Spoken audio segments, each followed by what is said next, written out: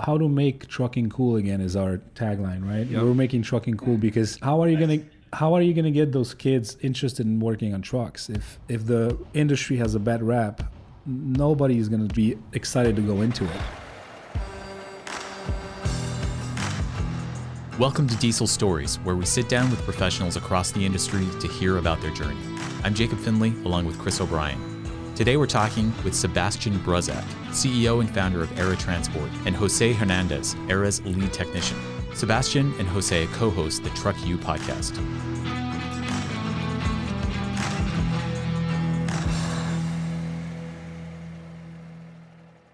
Sebastion and Jose, welcome. Great to have you guys. Thank you. Thank you for having us. We appreciate it. And we got Chris here too. Yep. Good afternoon. So I've been watching your videos. You guys are doing a great job getting content out there, like basically showing what's going on in your shop. I'm curious what your story is. How did you guys get into this? Not just into the video side of things, but also into like truck repair, fleet, and what do you guys do and where you're from? Maybe you guys can kind of tell us the story. Sebastion, if you want to start, where did you grow up? How did you get into this? I grew up in Poland up until I was 19, and I'm not going to give you the long story. I'm going to give you the very short one. So 19, I came to the U.S. To meet my parents. I hadn't seen my parents for a long time, so I was like, okay, let me go check it out in the U.S. I always want to live here. Didn't speak English when I was 24, and then my dad was a trucker and had a small business, and I got into it helping him. And that's how I fell in love with trucking. He was, ever since I was a little kid, he always drove a truck or did something with trucks or worked on them in Poland. And then when he left in 1990, I was a little kid, it kind of stayed with me. So when I came here, I wanted to, be in the industry as well. So you from 19 to 24, you didn't speak English living in the U.S.? No, I came here. Yeah, I came here when I was 19. I understood a lot because I watched Matrix Part 1, and I understood everything they said, and then that was kind of my basis. And then I was like, okay, if I want to stay here and live here, then I had better commit and work on my communication. So that's how it started. Wow. And you hadn't seen your parents for a while? My dad 11 years, my mom 7 years, yeah. Wow. So you came in around 2000, 2001? 2001, right before 9/11, yeah. Just made it in. I used to live in Vienna. I lived in Austria for a couple of years and met a lot of people from Poland. So. Oh yeah. It's a beautiful place. We used to do weekend getaways in Vienna from Poland. I used to live on the southwest side, so it was like a 7-8 hour drive for us. Not a big deal. Yeah, in Vienna, they actually have this big monument, a whole church like dedicated to the Polish people because they saved them from the Ottoman Empire's siege of the city. I don't know if you've ever heard the story, but it's a big... No, I haven't, to be honest with you. No. Yeah. Anyway, north of the city in Kollenberg. Anyway, Jose, what about you? For me, born and raised in Chicago. My father's been a truck driver for roughly 18 years. So I believe that's what got me really interested in the industry. I was always around trucks. Have a couple uncles, cousins that are truck drivers as well. So I believe that's like a big part of it. Nice. And how did you guys meet? On Tinder? No, I'm kidding. We met actually on Craigslist. I'm going to be cracking jokes left and right here. I would say I was hiring, so let me give you the quick overview. I built a trucking company since 2015 is 14 when I started driving. So I drove trucks for a little bit. Started building my fleet, got to some 30 some trucks, and figured I have to get a shop. An opportunity came along. I bought somebody out, got a pretty decent sized shop. I mean, it's a medium sized shop, nothing crazy, about 12 trucks, 8,000 square feet, and a big parking lot along with that. So we are, as I was growing my fleet, I started hiring techs, and then Jose showed up for an interview. He was the only one that knew the answer to when did the EGR emissions kicked in, what year, which was crazy because you would think, the diesel technicians would know it. And he was the only one. I was like, you're hired. So that was a test. That was a test, yeah. Is it 2007? No, it was 2004 actually. 3-4 was the answer. Yeah. I'm thinking DPF, right? Yep. Yeah. That's the DPF year. You're okay. thinking about All right. DPF, yeah. There's a lot that I don't know. Cool. Yeah. Very cool. So it's interesting. You drove a truck though, Sebastian, and you built your business. Were you driving for somebody else over the road, or did you start dispatching? Because to just start buying new trucks, that's a big commitment. Like most owner operators, you're still not really making a bunch of money doing that gig. You're right. What I did is, like I mentioned previously, my dad had a small operation under somebody. He was an owner op.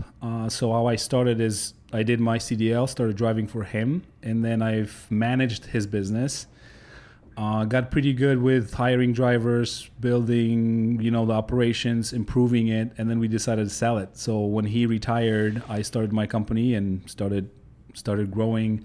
I always wanted to create a company, a driver-focused company, and under somebody, I wasn't able to do it. I wanted to do it on my own. I wanted to get my own DOT. So right off the get-go, I got my DOT numbers, started hauling freight like crazy. It was pre-ELDs, so it was all paper logs. Yeah, exactly. Don't mention it's just between you and me, but it was fun, yeah. And our fleet is about 50 trucks right now.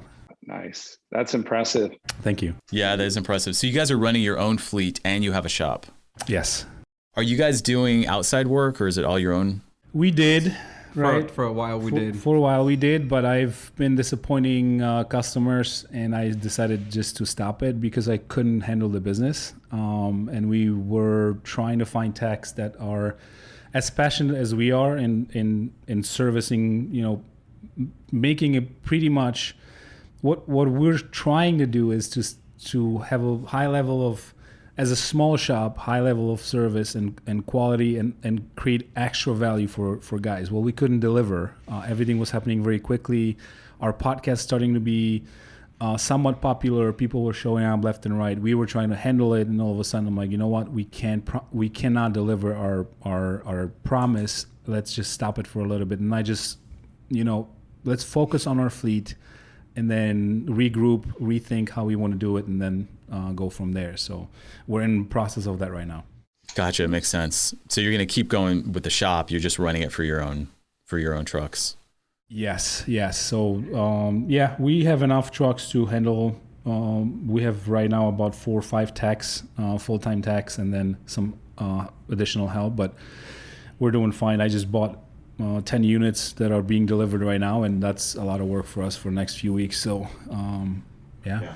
Do you do like equipment restoration where you buy older equipment that comes off a track lease and then rehab it, get it up and running, and then absorb it into the fleet? Or will you buy just new iron right from the dealer? I usually buy wholesale used fleet equipment. Yeah. So either lease or even gliders, but we can get into that a little later. But lately, I've been only focusing on D13 Volvos and been having my network look out for what I'm looking for and just let me know, hey, we have X number of trucks. Do you want it? And then I just buy them in bulk. We're pretty good with D13s right now. I'm trying to, standardize the fleet. I'm getting to a point that 50, 60 trucks, having different trucks is not doing us any. I'm trying to simplify it, right, for us with parts, with everything. Yeah. Same chassis, same engine.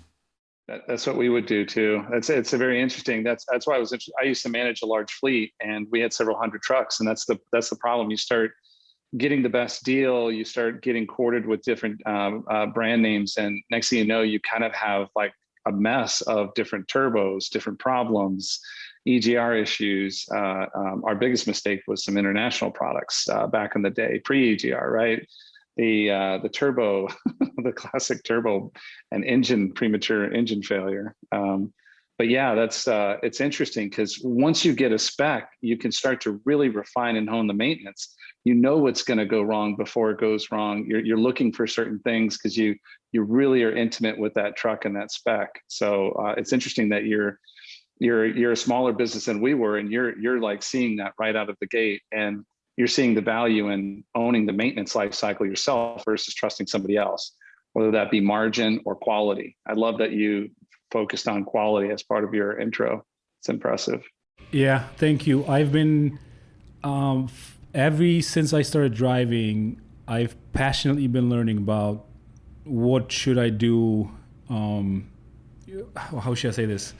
All the endless hours of audiobooks about business and the time I had behind a wheel, it was me imagining pretty much every aspect of the business that I want to build. So I had time to do it as I was driving, and now I'm just implementing. I told Jose the other day, I'm like, look, sometimes I have to pinch myself because I'm at a point where everything I've dreamt about, I'm actually building right now. And we have a great group of techs, great culture. My entire ops team on my trucking side is amazing group of people that I was able to assemble, and we're just trying to do things a little differently, right? We have our ups and downs, but yeah, to your point, my commitment to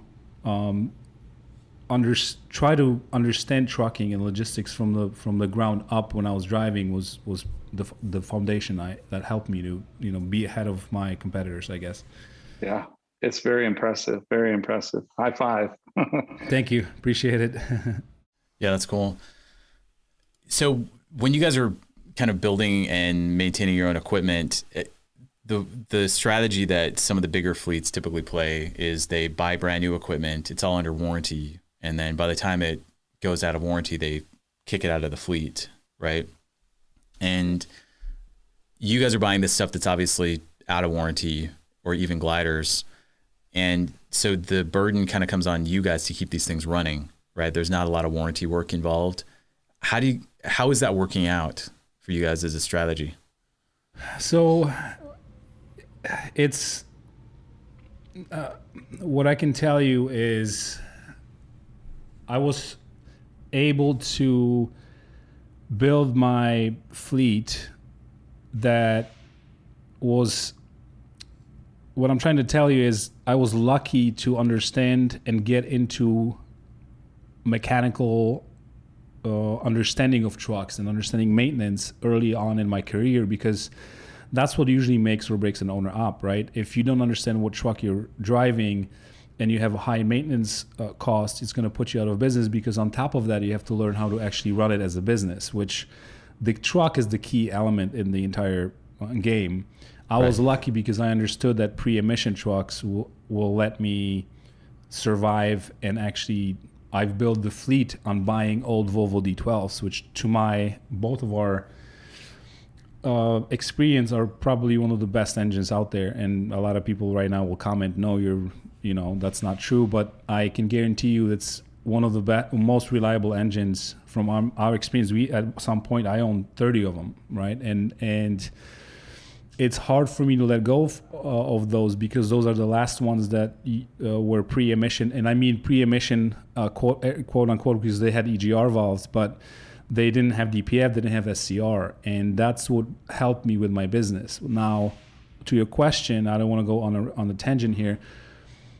You're looking at, you don't have a lot of options. Gliders are limited. You don't have a lot of gliders on the market. For a fleet of my size, I'm not going to go out and buy 50 gliders. I can't afford that. They're double the price that I'm actually buying my Volvos.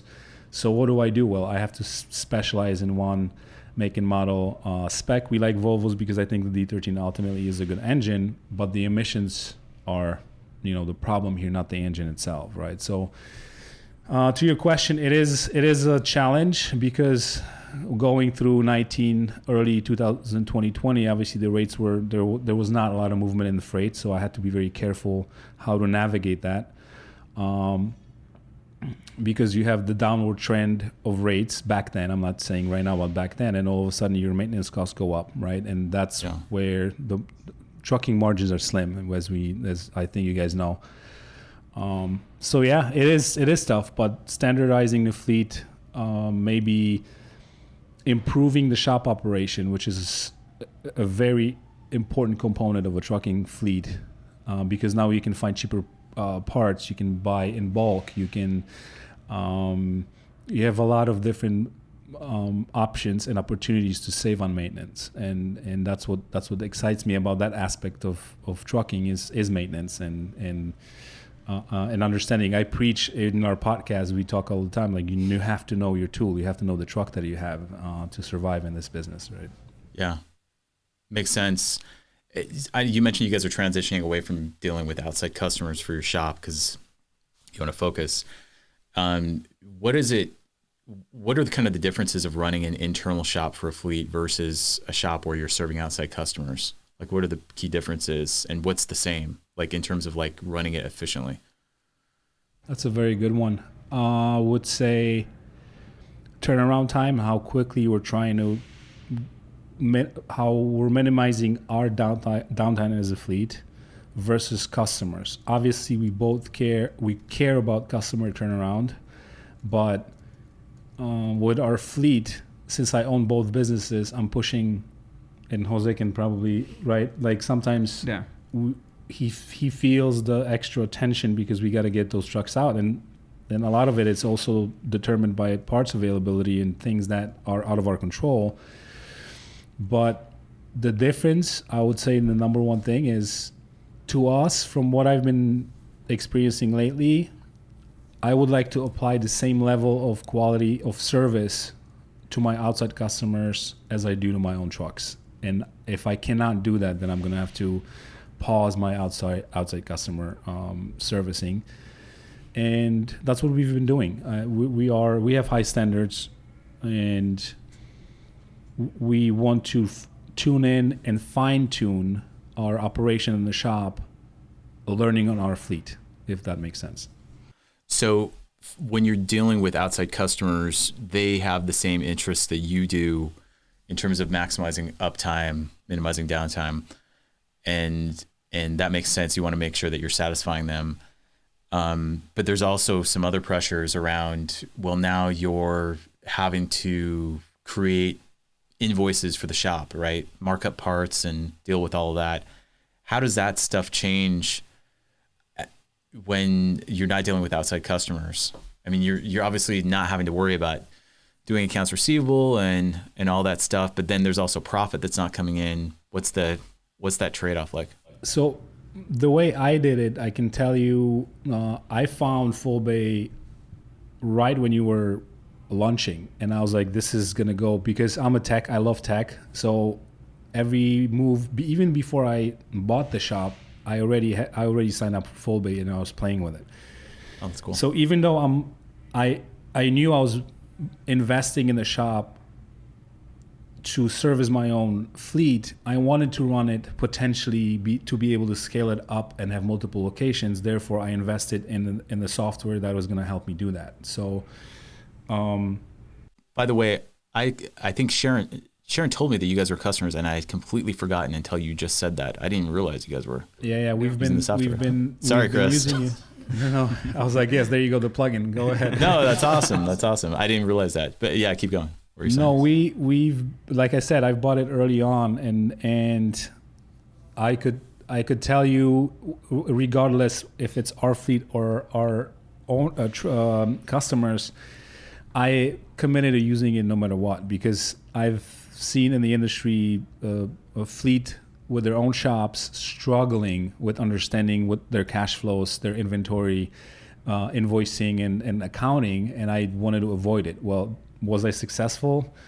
I don't know yet. We're still implementing it and learning it and fine-tuning everything, right? But with the support we have from Full Bay, from you guys, my shop manager Rick, which is not with us right now, he loves it, and we've been talking about it back and forth, but he came in here from a dealership. He used to work, he was a manager at a dealership, and he came into us and wanted to be part of our team. And he looked at Full Bay, he's like, man, this is like one of the best things I've been working on. And I'm like, well, awesome. And then I have friends that own shops, and they're like, they're not using, they're doing everything by paper. I'm like, how can you even do that? So if it's an internal shop, thanks for your kind words, by the way. If it's an internal shop, it's still a big deal to be counting inventory and making sure parts aren't walking out of the door and all of that, right? Yeah. When you're paying the vendor bill. Because you still have to account for it, and the killer in all this is the inventory that you're unintentionally building in the shop, right? If I'm ordering parts and then they're dead on the shelf, then I'm losing money. There's just sitting money over there, right? So exactly. So that was my intention to have a tool, which right as I started Era Service, our shop, you launched. Or you were on the market already, but it was getting better and better, and I watched it grow, and I'm like, okay, this is what we're gonna use, because there were other platforms I looked at. None of them were I wasn't interested in anything that wasn't cloud based. I wanted to have something that's online. Right. When so I just wanted to like drill into the shop thing here, and Jose, I'm talking to you too. So, sorry, I keep talking to Sebastion, but when you're running this internal by the way, how long were you guys serving outside customers? How long did that go on? I'd say like good year and a half, right? Since I've been here. Yeah. Year and a half, 2 years. The whole shop is about 2.5 years. Did you say you were doing that from the very beginning? We did. Yeah. We did started taking customers. We had some trusted customers that wanted to work with us, and we did. We wanted to see if they can help with the business. Can I actually afford my fleet to have a big shop like that as a fleet shop? But now I know I can. So it was about 1.5 2 years we were servicing customers. Yeah. Right, makes sense. So the concern was like, I'm gonna shell out to set up a whole shop. Is it worth? Like, can my fleet support this thing? Like, justify the full cost, and I can actually make more money selling to other people. I mean, do you miss the profits you were getting? Because obviously you're marking up parts and stuff. Do you think you're gonna miss that, or is it worth it? It is worth it for sure. My question is, why would I do a disservice to our customers if I have a mess in how everything is ran, right? And I'm not. Yeah.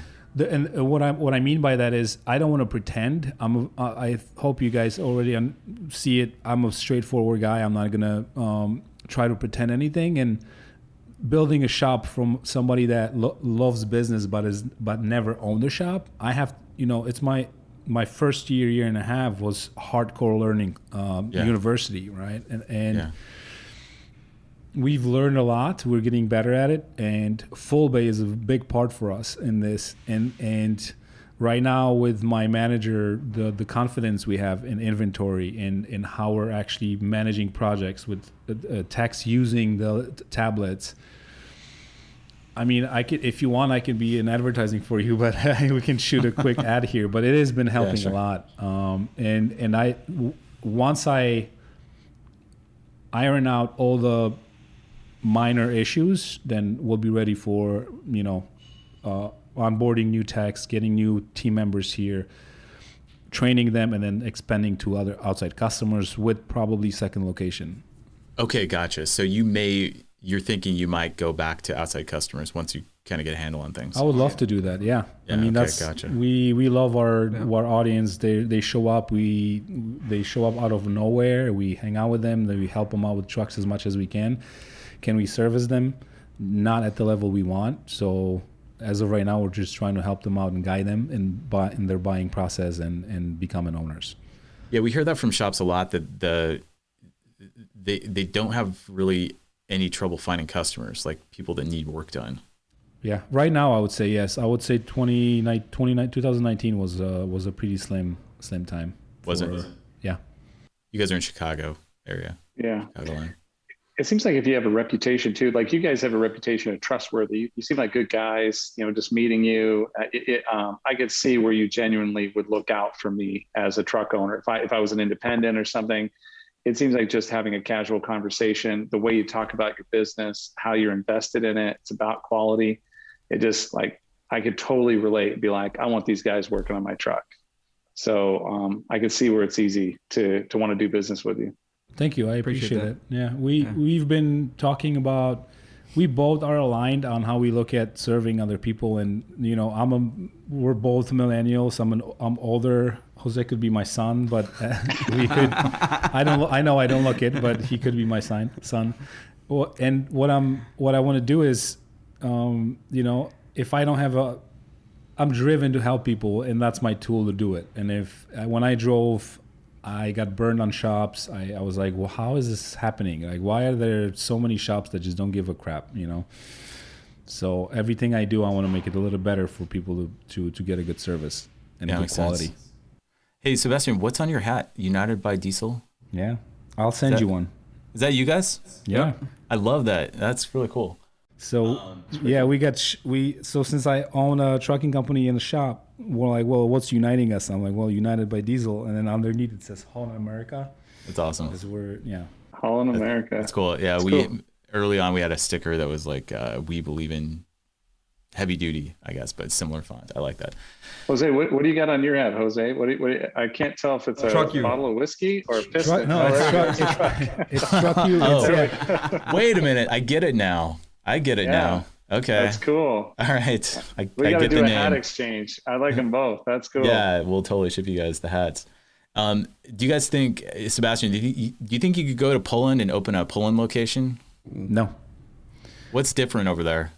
Mindset and mentality. I could tell you I'm almost 40, so I've been half my life there and half of my life here.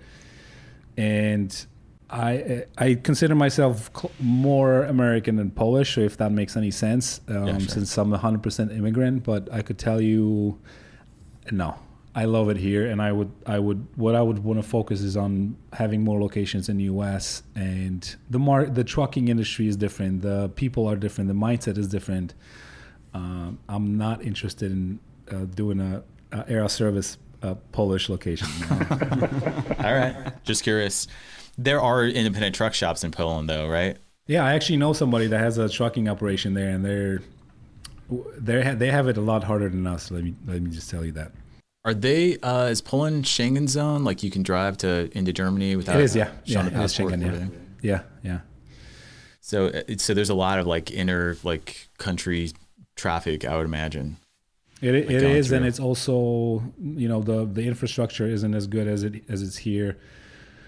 It's getting better and better, but I can tell you, working on cab overs is not always fun. Here you just pop the hood and then how Europe has all the cab overs, so you have to flip the cab. So those Scania things, right? Because they're regulated on the entire length of the full combo unit. Because of the sizes of the streets and how hard it is sometimes to get into inner cities and the smaller cities, or even the bigger cities that were built in the 15th century or something like that. Right.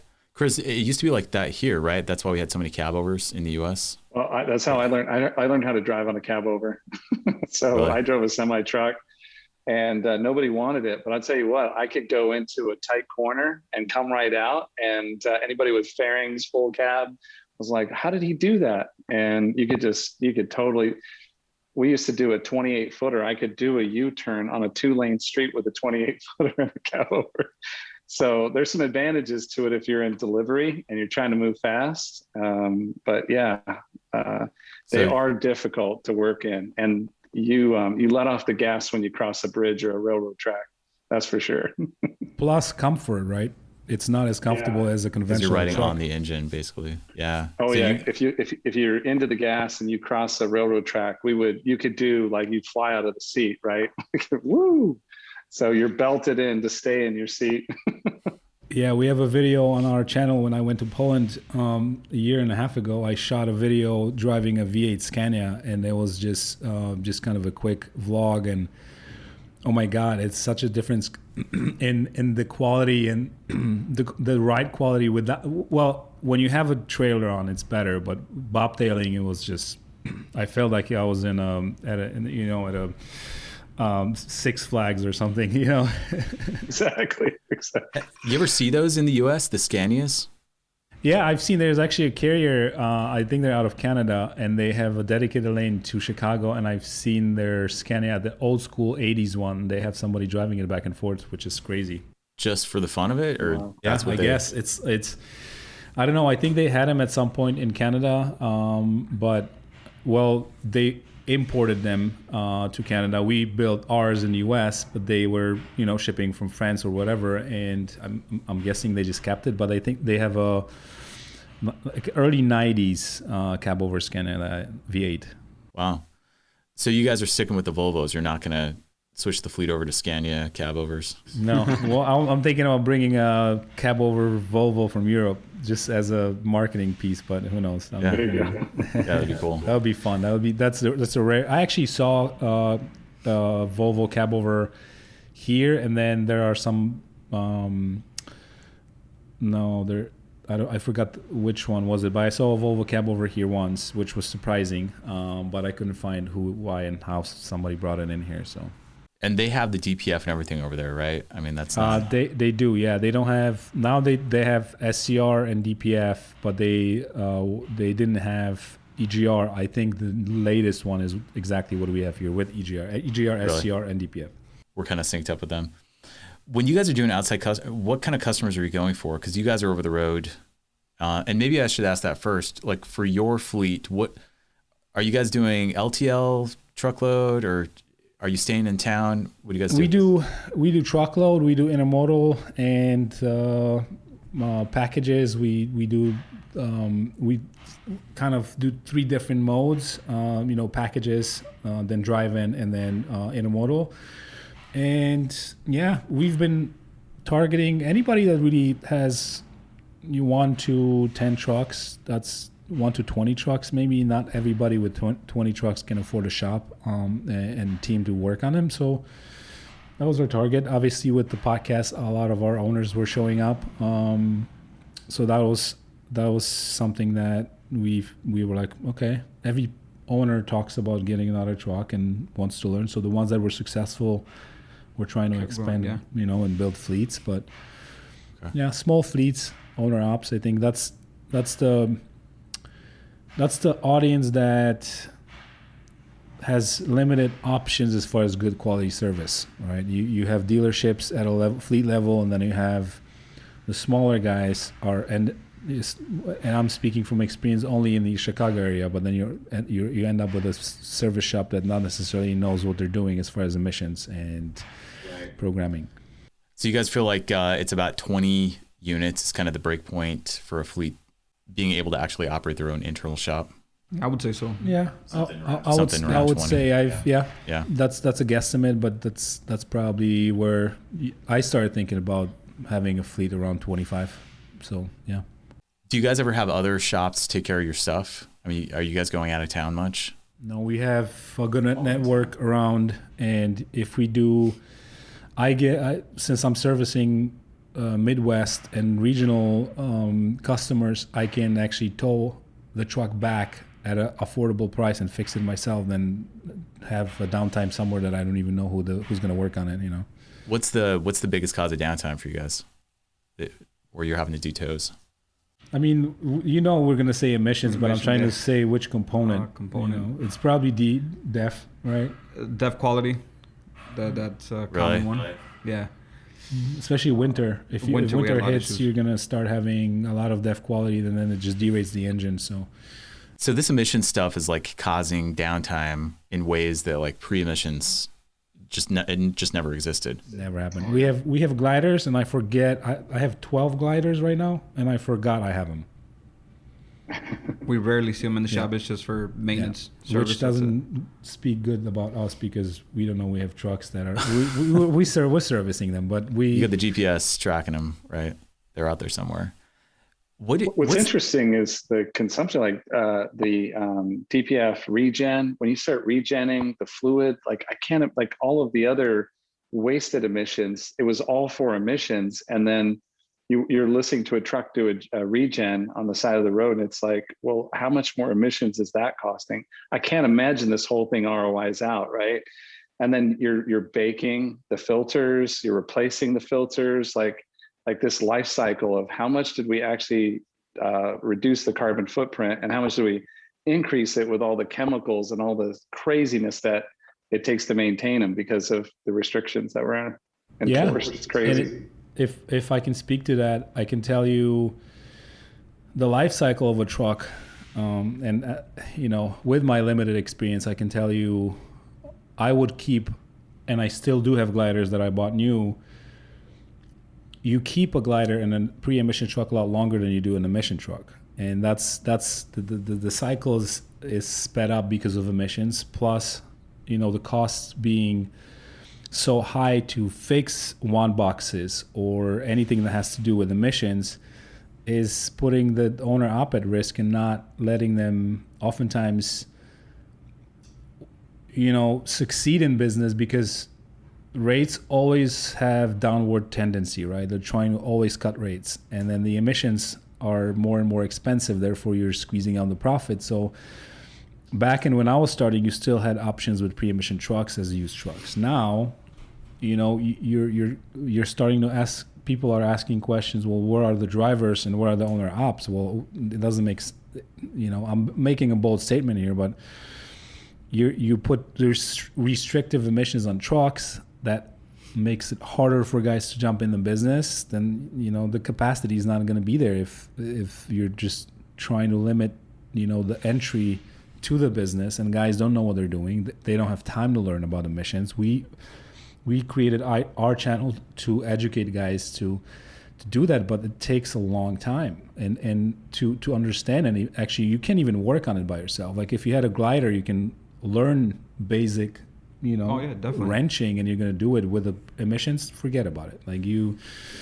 And it's a trend that I don't like personally, because you have two things going against young guys and guys in general jumping into it. Is one, emissions; two, the talk about autonomous trucks, right? It's not helping the industry at all. What do you think? I wanted to ask about autonomous and electric, but first off, the gliders. What's the deal with the gliders these days? They're really clamping down on that, right? Or can you still get the gliders that you want? Yeah, it's limited. The production is limited. It used to, now whoever was building them, they can only build an X amount. It's based on what you built previously. And to be honest with you, it just completely killed the market, which was a very good place for owners to start. And that's no longer, they're very expensive. The ones that are on the market are expensive. People are holding on to them. What does a glider go for these days? I can tell you, I just talked to one of my drivers. He's trying to buy one. It's about $70,000 for like 500,000 miles, 2016. So almost double than a Volvo would be, the same mileage, same year. Huh. Well, what do you guys think of electrification? You think that's going to be a thing near term? Is it going to impact you guys at all? What's your opinion?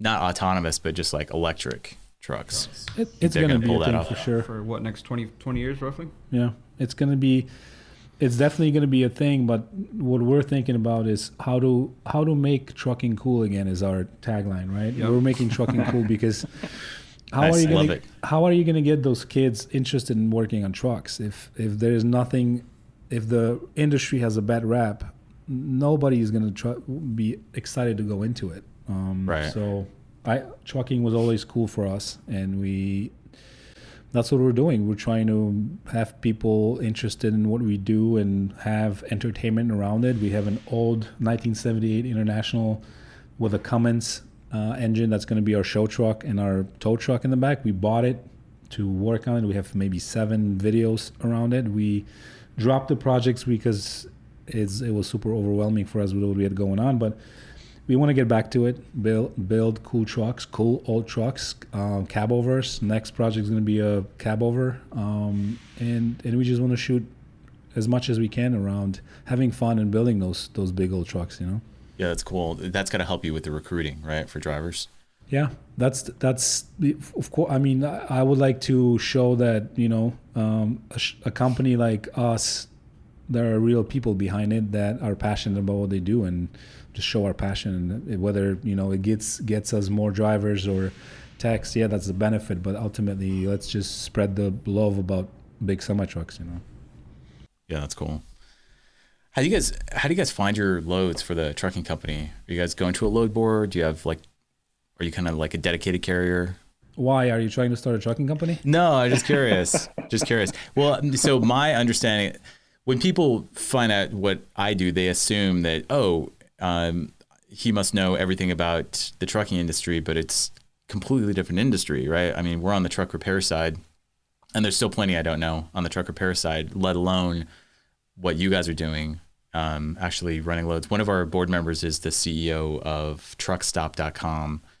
And so we've learned a little bit from him, but that's pretty much it. So you don't have to give me the secret sauce. That's fine.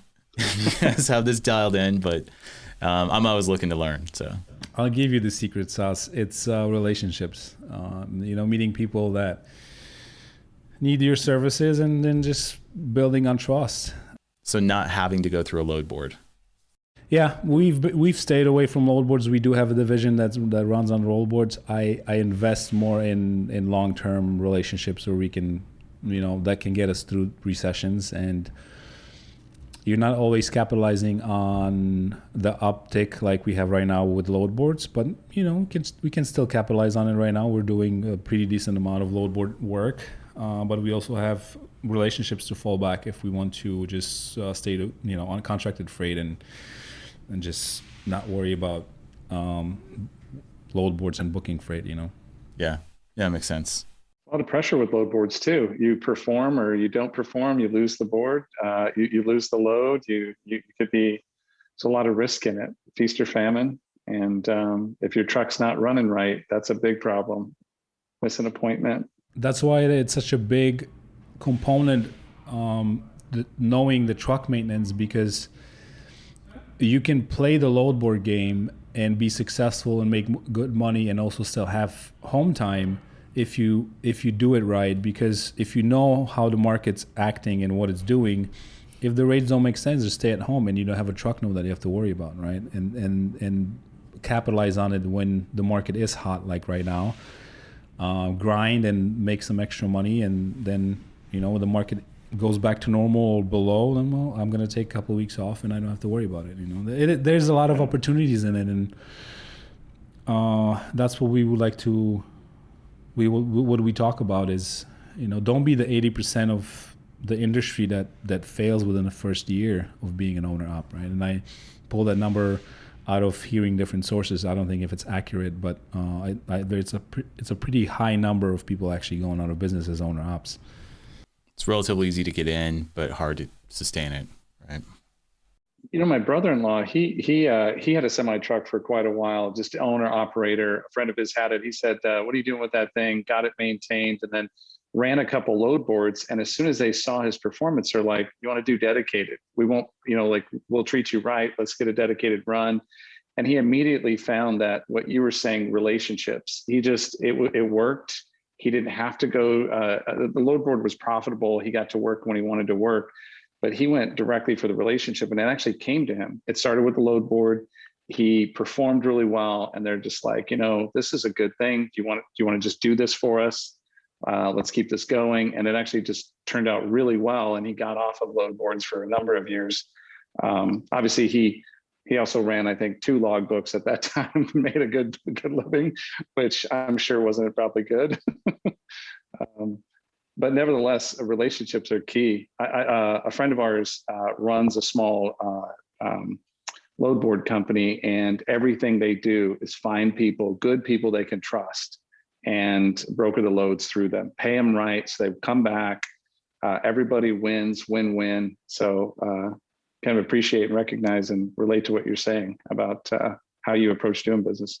Yeah, definitely. And it's, the stress in the industry and people stressing out and maybe not necessarily recognizing how the relationships are important is because of, I think, emissions. When they start getting into trouble with high repair costs, and then they're stressing out because then you have a bad investment, really long bad investment that you have to deal with, and you never know when it's going to end. And you go to a shop, and then another 10,000 and another 7,000, and you're like, holy crap, how do I get out of this? Right. Yeah. Guys, as we're kind of wrapping this up, and maybe Sebastion, you already covered this by mentioning your dad, but this maybe sounds corny, but who's your inspiration? Like what you guys have done, this takes a lot of energy and a lot of intelligence and stuff. What keeps you going, and who do you kind of look to for that? Go first. You have somebody? Inspiration, Sebastion. No, I'm being serious. It's like a father to you, right? Almost. Dude, this guy is amazing. Treated me amazing ever since I came on board. I can always go to this guy for anything. Trust this guy with anything, dude. So yeah, this guy. That's cool. Appreciate it. Yeah. Thank you for that, Jose. You're gonna get a race tomorrow. Much love, much respect, right there, Sebastion. You can't buy that.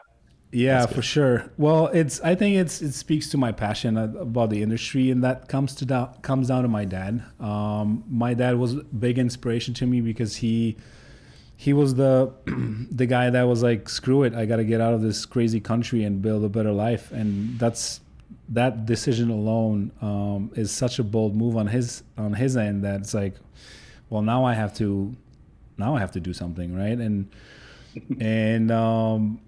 just, it is a good question. It's a lot of people around me. I feel like valuing relationships is important to me. So yeah, with my dad, with people around me that help me succeed. It's a bunch of people that on my team, support, family, my wife especially.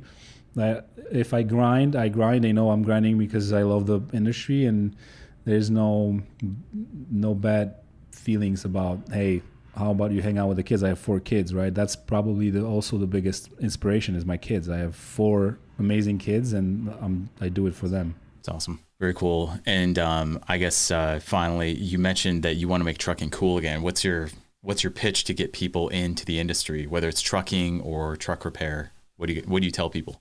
It's to us, Jose being really good at what he does with fixing trucks because he started early and committed, and he knows he loves it. He knows that's his sole purpose.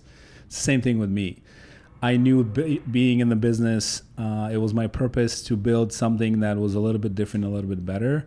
So how do I bring in more people and make it more interesting? Well, we're going to try to produce videos that are fun so people can see that it's not always a dirty industry like some people say, and make a good entertainment out of it and make people interested in seeing how Jose succeeds in what he's doing, how we're building something that's new on the market, that's a different angle, right? Nobody talks about, like, to me, trucking was always cool. Nobody talks about that. It's a cool job to have. You're rolling down the highway in an awesome truck. Yeah. It's kind of amazing how little content is out there, right?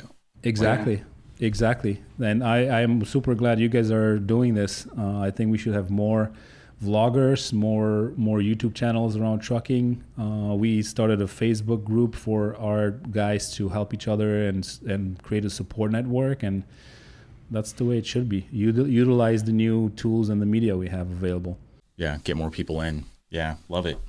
Yeah, that's cool. That's when I grew up, trucking was cool. If you drove by a truck, you were like, rah, rah, all the kids. It was like, and the truckers always do it, right? And it's pretty cool that you're bringing that kind of spirit back to the industry.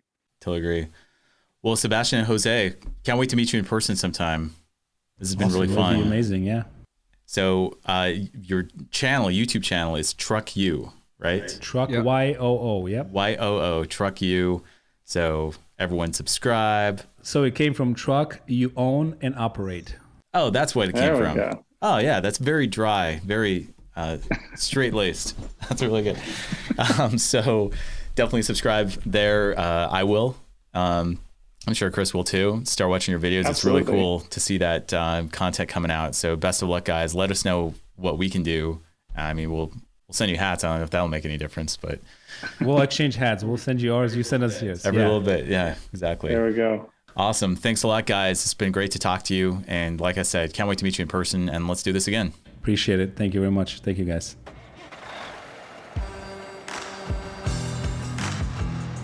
Thanks for listening to this episode of Diesel Stories Podcast. Be sure to subscribe and check out dieselstories.com for more episodes.